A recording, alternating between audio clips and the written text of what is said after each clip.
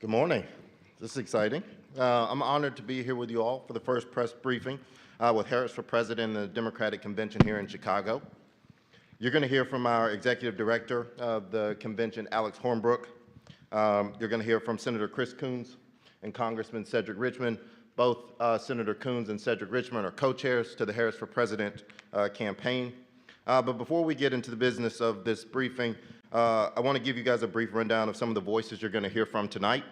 Every day we'll give you a preview of some of the voices that you'll hear from, and later in today we'll provide you with the full program and a few surprises along the way. These are voices that represent our broad and diverse coalition and the issues that matter most to voters, the same issues that Vice President Harris has spent her entire career fighting on behalf of. This is not an exhaustive list, but to name a few voices for tonight, we'll have UAW President Shawn Fain, we'll have Congresswoman Alexandria Cortez-Masto, or Ocasio-Cortez, Secretary Hillary Rodham Clinton, Congressman Jamie Raskin, Congresswoman Jasmine Crockett, who is also a campaign co-chair, Congresswoman Grace Meng, the men and women that have been subjected to cruel and dangerous abortion bans under Donald Trump and have bravely told their stories, everyday Americans like Amanda and Josh Orowski, Caitlin Joshua, Haley Duvall, and elected officials like Governor Andy Beshear, who had the courage to stand up for what is right. You'll also hear from Senators Warnock and Senator Chris Coons before we hear from President Biden later in the evening. Again, these are just some of the voices that you'll hear from tonight and throughout the week, and our convention is so much bigger than who. This convention is about who we're fighting for and what we're fighting for. And so tonight we're going to talk a lot about freedom, and you're going to hear that from the speakers throughout the evening, which is a perfect introduction to the Executive Director of the convention, Alex Hornbrook. Alex has worked tirelessly over the last 17 months to put this convention together. I think we're all seeing the fruits of that labor and really excited about what we're going to see tonight. So with that, I'll turn it over to Alex. Thank you, Quentin. Good morning. Welcome to Chicago for all those of you who came in from out of town, and thank you for joining us for the first day of the 2024 Democratic National Convention. Over the last year plus, as Quentin referenced, we've been building the stage, literally and figuratively, here in Chicago for Democrats to tell our story directly to the American people. Tonight's theme, For the People, will showcase Kamala Harris's commitment to fighting for everyday Americans, because at its core, the Harris-Walz ticket is a ticket for the people. And we'll also be honoring, of course, President Joe Biden. We would not be here without him.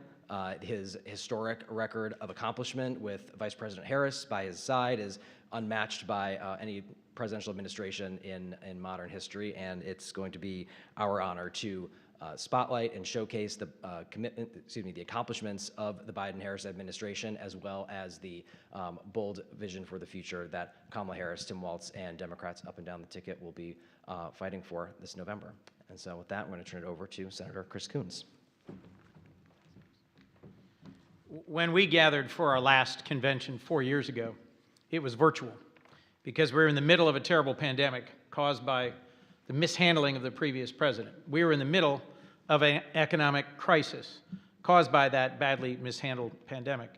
And then just 2 weeks before Vice President Harris and President Biden were sworn in, there was an assault on our democracy at the Capitol. So it's important to look back for a moment and realize that when Joe Biden and Kamala Harris came into office, they inherited one of the worst possible situations: public health, economics, democracy.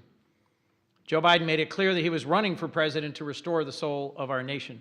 And tonight, 4 years later, it's worth our taking a few minutes to reflect on just how much progress Joe Biden and Kamala Harris made.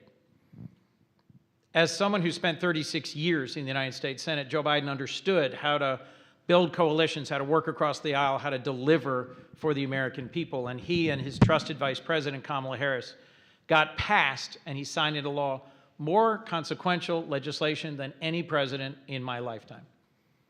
I could take 10, maybe 20, maybe 30 minutes and go over the whole list, but rebuilding bridges and broadband, restoring manufacturing, showing our competitors around the world that our democracy can work, passing the most consequential legislation about gun violence, about community mental health, about investing in our veterans, and in reducing prescription drug prices. Just this past week, there was a great event where Joe and Kamala announced the specific reductions. I don't know if you watch the evening news, I do. Xarelto, Eliquis, Jardiance, ever heard of these things? There's ads for them constantly, $500 a month to $200 a month. It's going to save $6 billion for the American taxpayers. It's going to save $1.5 billion out of pocket for seniors. $35 a month for insulin, which diabetics like members of my family rely on critically and have cost out the wazoo for decades. $2,000 a year out-of-pocket cap. Joe Biden and Kamala Harris have fought tirelessly for the American middle class to reduce costs. And his trusted Vice President, Kamala Harris, is the right person to carry forward that fight. And this week is about celebrating what it means to be for the people. Vice President Harris has chosen in Tim Walz a running mate who has a coach, a congressman, a sergeant, a veteran, a governor, has a record of fighting for the middle class. And I'm excited that we're kicking off our campaign by celebrating just how much Joe Biden got done at home and abroad. Standing up to Putin's aggression in Ukraine, not just strengthening but expanding NATO, rebuilding incredible creative partnerships throughout the Indo-Pacific and with the Global South to make us safer and stronger. He's got a longer record of accomplishment than we could possibly celebrate tonight, but I'm grateful to play some small part in doing that. The contrast couldn't be sharper. Donald Trump, as president, talked about rebuilding our infrastructure. Joe Biden and Kamala Harris actually got it done. Joe Biden talked about restoring manufacturing and got it done, where Donald Trump just talked. Reducing prescription drug prices and strengthening and defending our nation's access to affordable health care. Donald Trump said he would get it done. Joe Biden, Kamala Harris did it. It's an incredible record given how tight the margins were. On our best days, we had 50 folks in our caucus willing to vote for Joe Biden's agenda in the Senate. I think it was a 5-seat margin in the House. And as someone who led the Office of Public Engagement, former chairman of the Congressional Black Caucus, and the best congressional pitcher in our history, I'm going to hand it over to Congressman Cedric Richmond to further expound on how we've got a lot to celebrate tonight, and we've laid a great foundation for not just a successful convention, but for a campaign that is going to move Kamala Harris and Tim Walz forward as our next president, vice president. Thank you.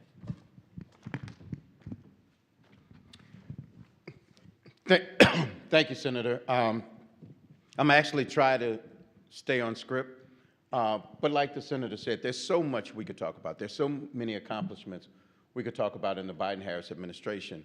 But today, I want to focus on why we're here, and that's for this convention. And that is to highlight the contrast between the Harris-Walz agenda and the Donald Trump agenda. One agenda is about the people.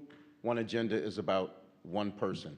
And so tonight, you will also hear from the 46th President of the United States, Joe Biden, who accomplished more in 4 years than most presidents do in a full term.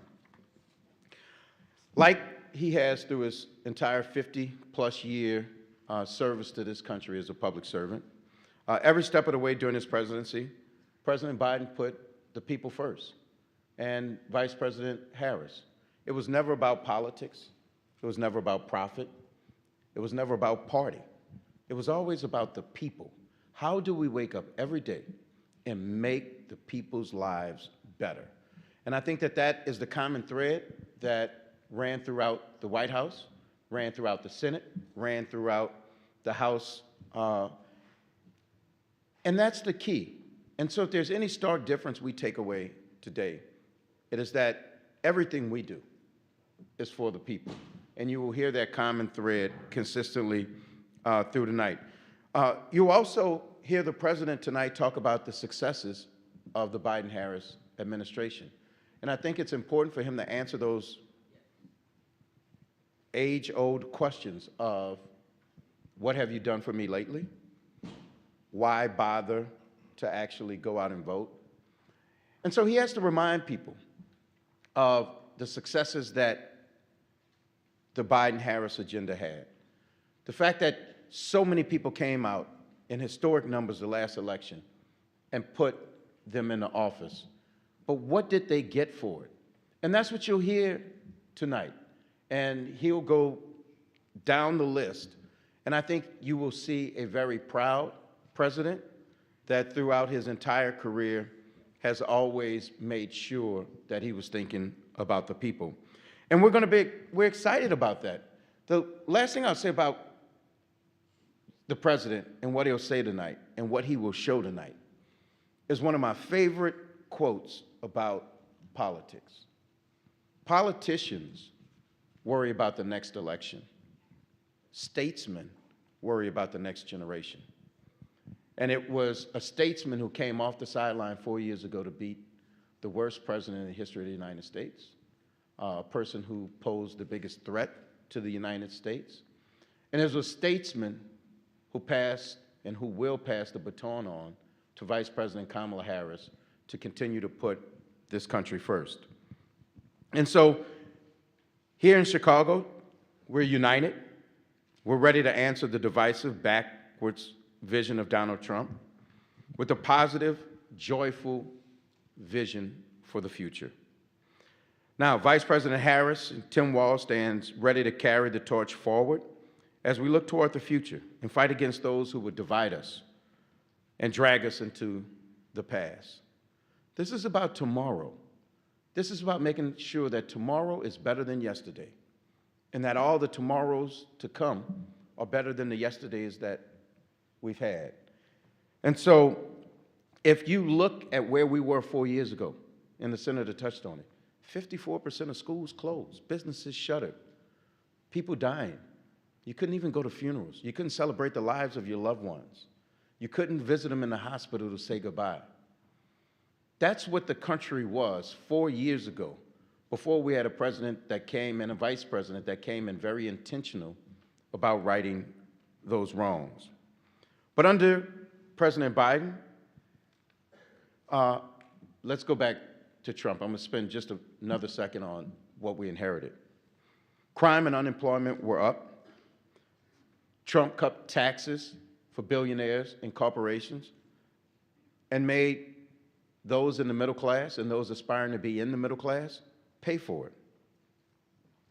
We saw an insurrection at the Capitol, led and encouraged by that same unhinged former president. And I want you all to remember, Senator and I, we were in the building. It wasn't peaceful protesters. It was an insurrection. And if you have any doubts of how it started, go to the debate when President Trump said to the Proud Boys, stand back and stand by.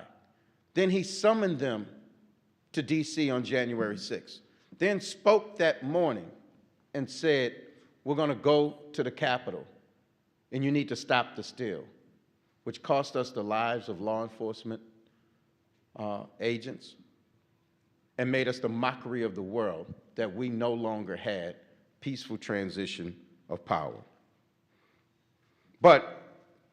And now he wants us to hand him back the reins of this nation as he runs on a Project 2025 agenda to ban abortion nationwide, jack up costs on the middle class by thousands of dollars, and fire civil servants and replace them with Trump loyalists. But the American people know better. They elected President Biden and sent Donald Trump packing in 2020, and they will reject him again in 2024.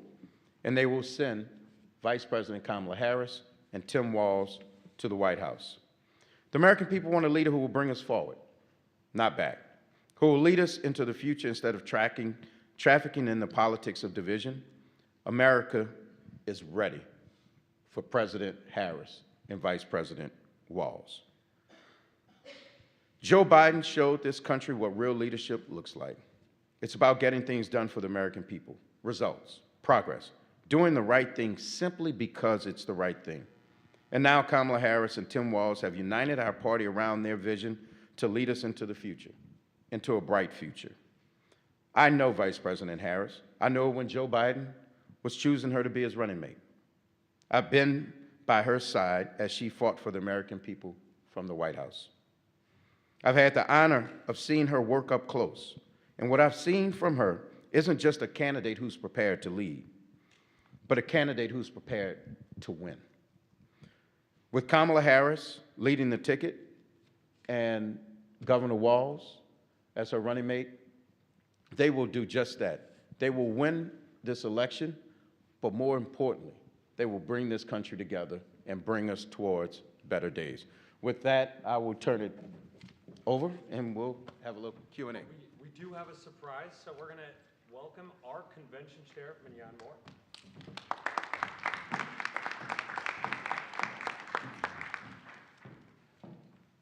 The one and only Mignon Moore.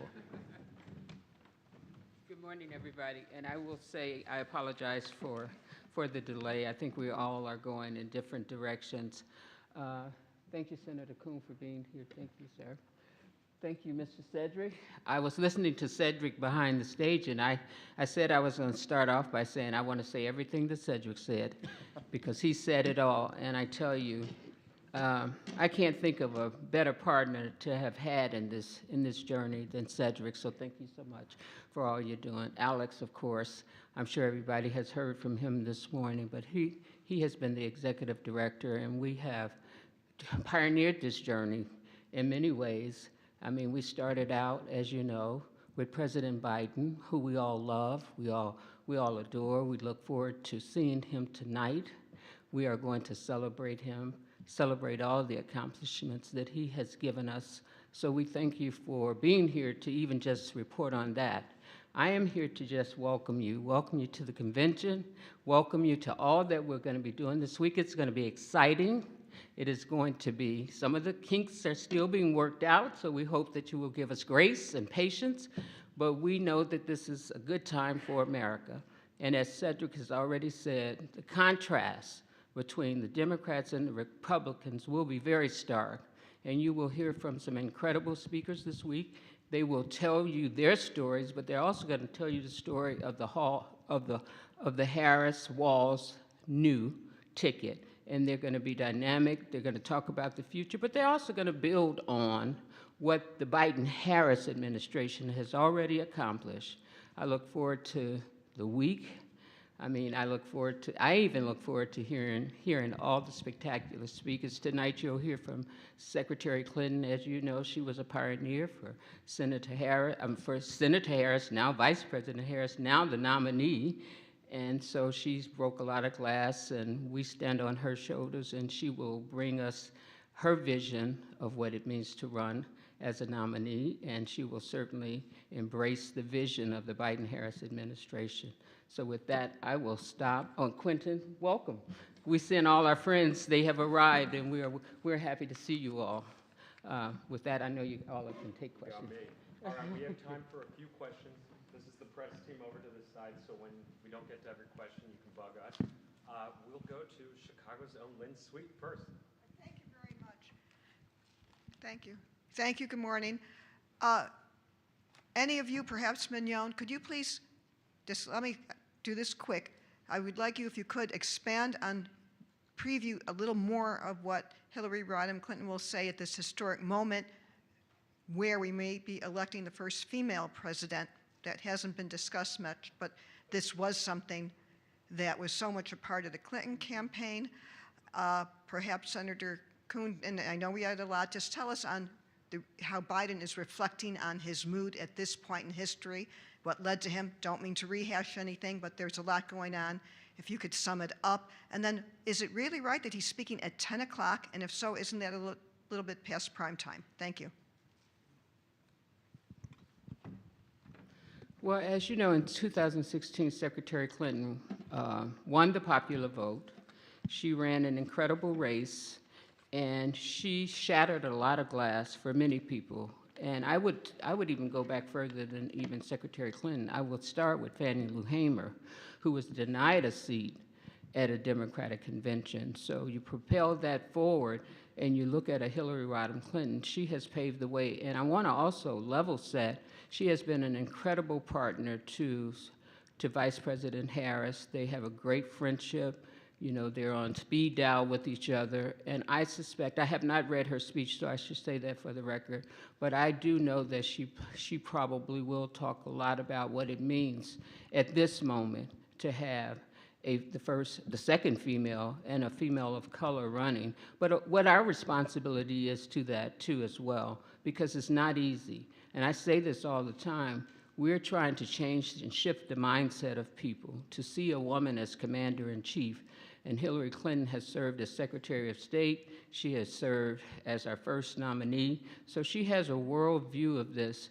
And I believe that, I don't know why I want to keep calling her Senator Harris, because she is so many things. But Vice President Harris also has a world view of what that means. And I think you will see that coming together this week. I'll just say briefly, the last few times I've had a chance to be with him, to speak with him, President Biden and First Lady Jill Biden are optimistic. They're focused on the future, on things that matter greatly to the American people, that they're determined to get done in the remaining 5 months. The Cancer Moonshot, there was just a wonderful event at Tulane that Cedric was at with them. I had a chance to be with the president in Austin as he was talking about the 60th anniversary of the Voting Rights Act, and he made some bold proposals about court reform. There's work to do abroad and at home. He's not just the leader of the free world, he's actually leading the free world. There's a war in Ukraine and a determination on his part and many of us to make sure that Ukraine gets the resources to win this fight. So whether it's the celebratory and positive event he just did with the vice president about prescription drug price reduction, or it's campaigning, no one loves to campaign like Joe Biden. You will see him campaigning with some joy and some lift in Pennsylvania and around the country, and focusing on the job that's yet to be done, both for the remaining 5 months and then going forward. We will come back with final schedule. It's 10 p.m. Central, and it will be in prime time, Lynn. Lynn, we're sending the final schedule after this. So, Yes. next question. Let's go to Blue Coat. Can you name yourself an outlet? Yep. Hello, my name is Igor Nemushin. I'm a correspondent from RIA News Agency DC Bureau. So I wonder if there are any talks, or what is the part of the agenda that will be dedicated to war in Ukraine and to fighting with Russia during this DNC? And if yes, then when should we expect such kind of conversations? Thank you. You will see on the program, woven through the entire 4 days, obviously the president will probably cover a lot of that tonight in his speech. I'm sure the vice president will cover it in her speech. We have on Thursday, I believe, or it's Wednesday or Thursday, we have a full foreign policy section, and you will hear a lot about Ukraine. You'll hear a lot about all the things that we are working towards, finding solutions. Gaza will be a part of those conversations as well. Mm-hmm. All right, Brittany Shepard, ABC. Like very Wendy Williams of you. Thank you very much for doing this, guys. I want to dig in a little bit more to the preview of Biden's speech. I know we're going to hear a lot about the Biden record, but I want to know, can you detail a little bit more about how he plans to pass the torch, more fulsomely endorse Harris? Like, what will that part of the speech really look like, sound like? Well, I won't give away the speech. The president and I, we may look alike, but I can't go that far. What I will tell you is that I think what he's going to say, in part, is that he picked Kamala Harris to be his running mate because she was brilliant, because she had experience as a prosecutor, experience as an attorney general. She was an effective and forceful U.S. senator. So when he picked her to be a real governing partner. And then through the years, she was that governing partner. She cast, like the senator said, so many tie-breaking votes, but she was also a person who held the Senate together in terms of that small minority, small majority, so that they could get historic things done. And so I think he's going to make sure that people understand he picked her because she was great, she was a great partner, and that she's going to be a great next president of the United States. We'll take one final question. Lindsay Hughes, CNN affiliate. Just have a logistical question. Thank you. Oh, thanks for doing that. when will we have the schedule just for broadcasting purposes for the Biden speech? And then also, will we see the vice president in the hall listening to the president's speech and then on stage as well after? No, I think I was going to say the same thing that that Kevin did, which is that I think we have a slightly more detailed schedule coming out shortly after this, but there are also some elements that'll be released day by day for your planning purposes. I think the team right behind you can fill you in on that after we wrap up here. Thanks. We are going to get as many excerpts every single day as we can. Goodbye, everybody. We will try our best every day. Yeah, that is the hope. Bye, guys.